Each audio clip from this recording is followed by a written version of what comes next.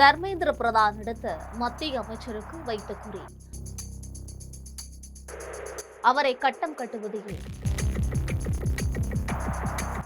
கரப்பான்பூச்சி ஜனதா கட்சி அடுத்த மத்திய அமைச்சரை பதவி விலக வேண்டும் என்று கோரிக்கை வைத்துள்ளதாக சமூக வலைதளங்கள்ல பரபரப்பாக சென்று கொண்டிருக்கிறது. யார் அந்த மத்திய அமைச்சர்? எதனால இவர் பதவியை ராஜினாமா செய்ய வேண்டும் என்பதனை பற்றி விரிவாக பார்க்கலாம்.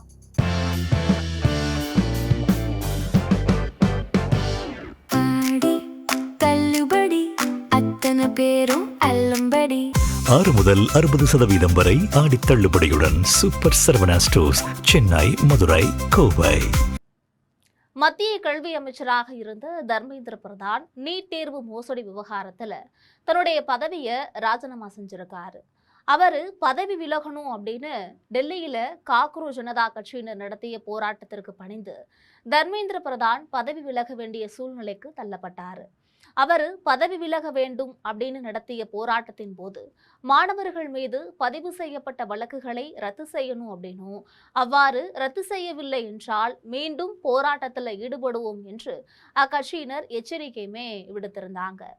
தர்மேந்திர பிரதான் பதவி விலகிவிட்ட நிலையில அடுத்த குறி மத்திய போக்குவரத்து துறை அமைச்சராக இருக்கக்கூடிய நிதின் கட்கரிக்கு வைக்கப்பட்டிருக்கிறதாக தகவல்கள் வெளிவந்திருக்கு.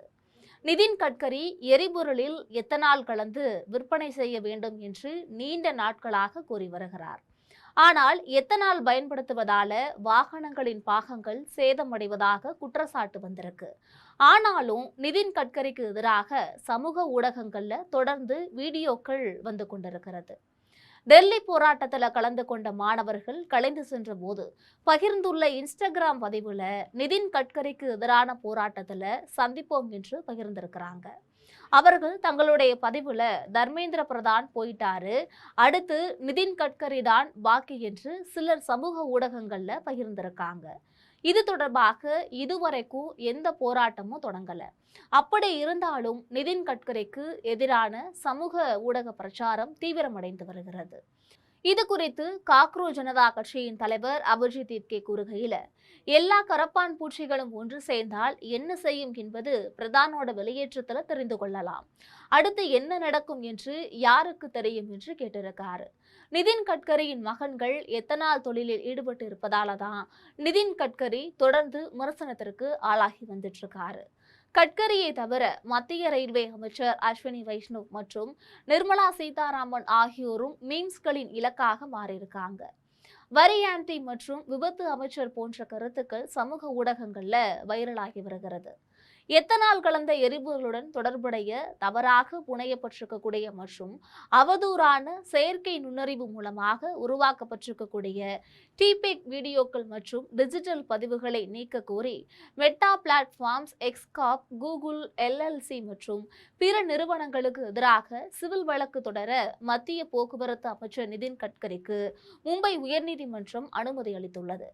கட்கரி தாக்கல் செய்திருக்கக்கூடிய மனுவில் எத்தனால் தொடர்பான பொது விவாதம் அல்லது அவரது பணி குறித்த நடவடிக்கைகள் அல்லது அரசாங்க கொள்கைகள் மீதாக விமர்சனங்களை தடுக்கக்கூடிய நோக்கம் இல்லை என்றும், அதோடு அவருடைய பொது வாழ்க்கை, அரசாங்க கொள்கைகள் அல்லது உத்தியோக பூர்வ செயல்பாடுகள் பற்றிய நியாயமான விமர்சனம், கருத்து வேறுபாடு, விவாதம் அல்லது நேர்மையான கருத்தை வெளிப்படுத்துவதை தடுக்கவோ அல்லது கட்டுப்படுத்தவோ முயலல.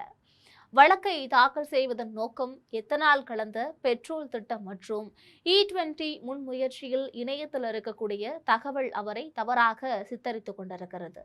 மத்திய பெட்ரோலியம் மற்றும் இயற்கை எரிவாயு அமைச்சகத்தால பிரத்யேகமாக நிர்வகிக்கப்படும் 2 திட்டங்களிலும் தனக்கு எந்தவித பங்கும் கிடையாது, தவறான, இட்டுக்கட்டப்பட்ட, தீங்கிழைக்கக்கூடிய, முறைகேடான மற்றும் மிகவும் அவதூறான தகவல்கள், கட்கரியின் தனிப்பட்ட தகவல்கள் அவரது ஒப்புதல் இல்லாமல் பயன்படுகிறது அப்படின்னு குறிப்பிட்டிருக்காரு.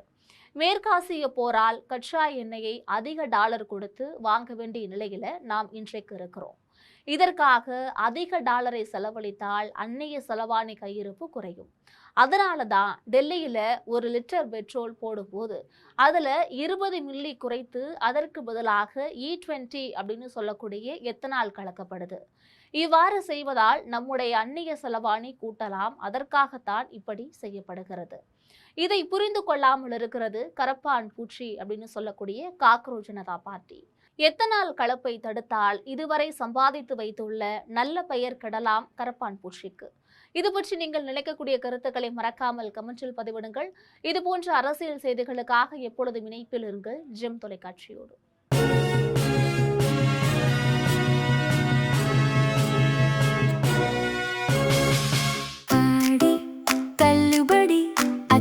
பேரும் அல்லும்படி 6 முதல் 60% வரை ஆடித் தள்ளுபடியுடன் சூப்பர் சரவணா ஸ்டோர்ஸ், சென்னை, மதுரை, கோவை.